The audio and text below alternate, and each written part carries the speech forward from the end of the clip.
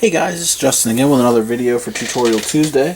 This is going to be a video on achieving streaking effects and a couple of the different methods you can use to get these effects. So the first method that we're going to use is the one that I've sort of already applied here.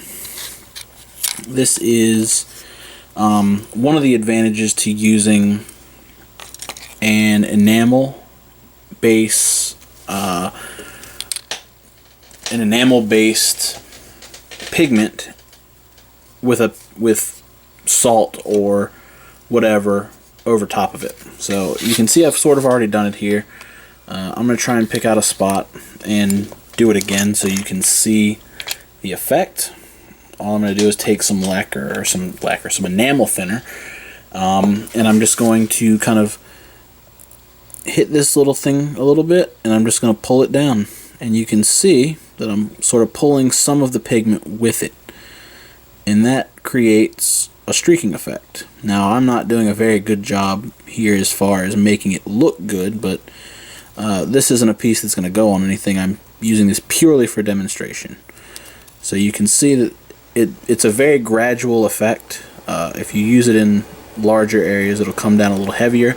And then if you're dissatisfied, you can, if you want like a heavier effect, you can keep layering it and layering it and layering it until it moves down, until you get the effect that you want.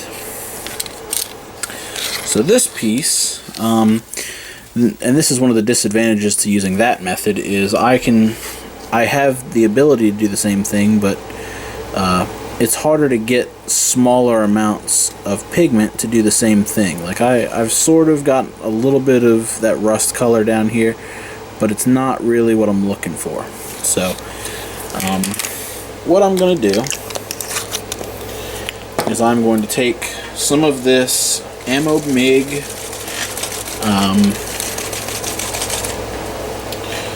this is engine grime. You can use other enamels. You don't have to use this particular one. This is just the one that I'm going to use for my example. And you can just dab it in there and just kind of paint light streaks in the direction that you want to go. So this is a curved piece. It's probably going to accumulate down here like this, and it's probably going to drip out in a couple of different spots. And you want to try and keep it a little bit varied.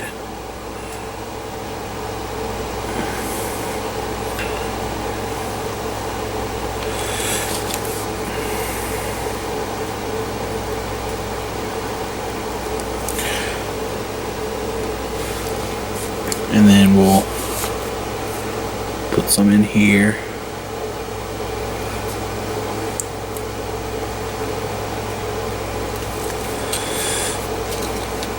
Now don't worry about how these look right this second. They're not going to look super great, but it'll kind of get the point across.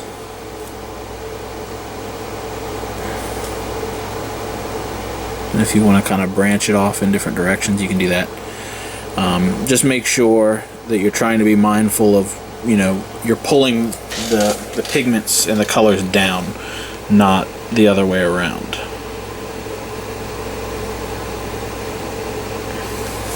So I guess that'll be good for that. You don't need a ton. I wouldn't recommend doing a whole lot. Let me clean my brush off. Now typically I'd let this dry a little bit, but it's not a huge deal if you do it. Just make sure that your actual paint coats are dry, because if they're not, you will run into some problems. And for this, I like to use a flat brush. It keeps what I'm doing a little bit more manageable, I think. So we're going to take this thing of thinner again, and we're going to wet the bristles, and then I've got a little cloth down here. Just wipe a lot of it off, not all of it, but a lot of it, and just very gently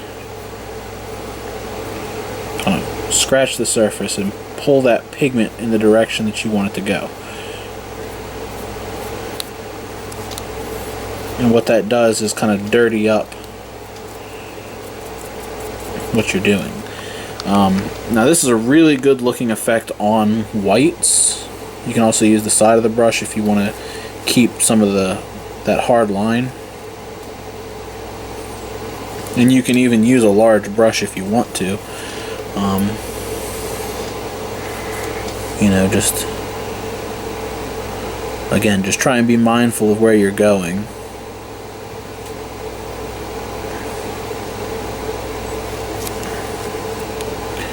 But I like to use the flat brush. I think it covers more area, and it kind of contours the piece really well.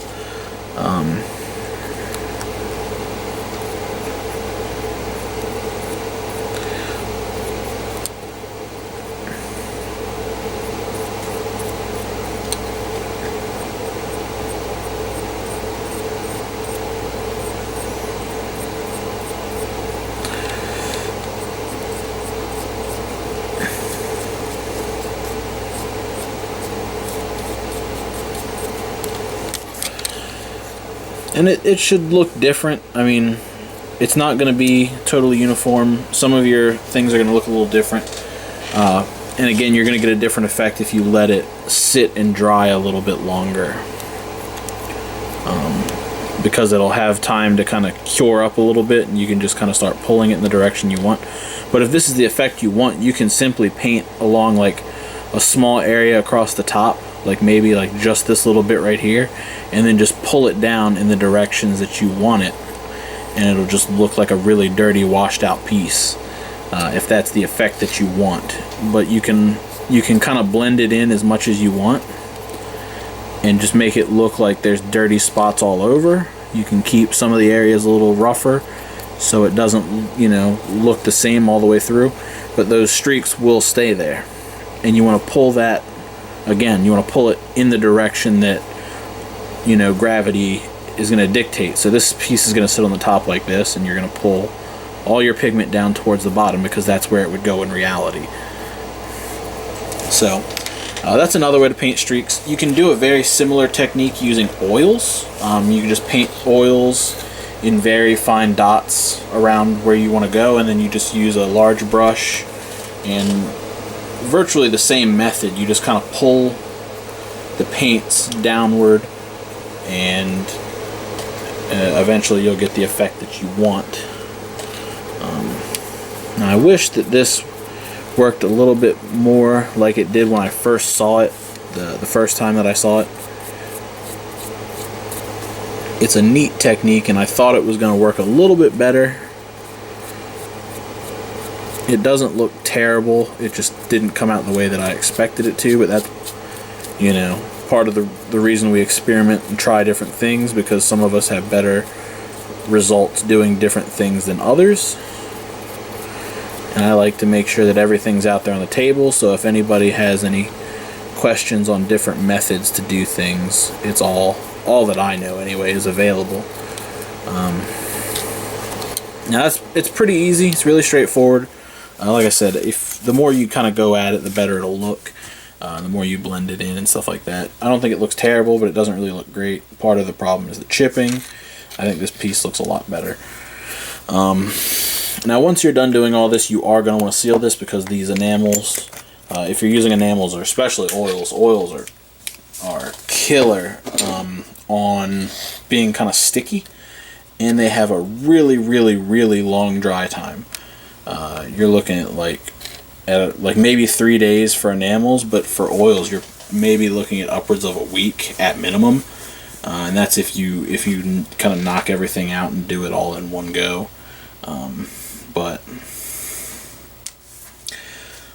So that's it for streaking. I don't really have a whole lot of experience in doing streaking effects. It's not really my specialty, but I do enjoy trying it. It's a really hard technique to get down, but I think it's really cool looking.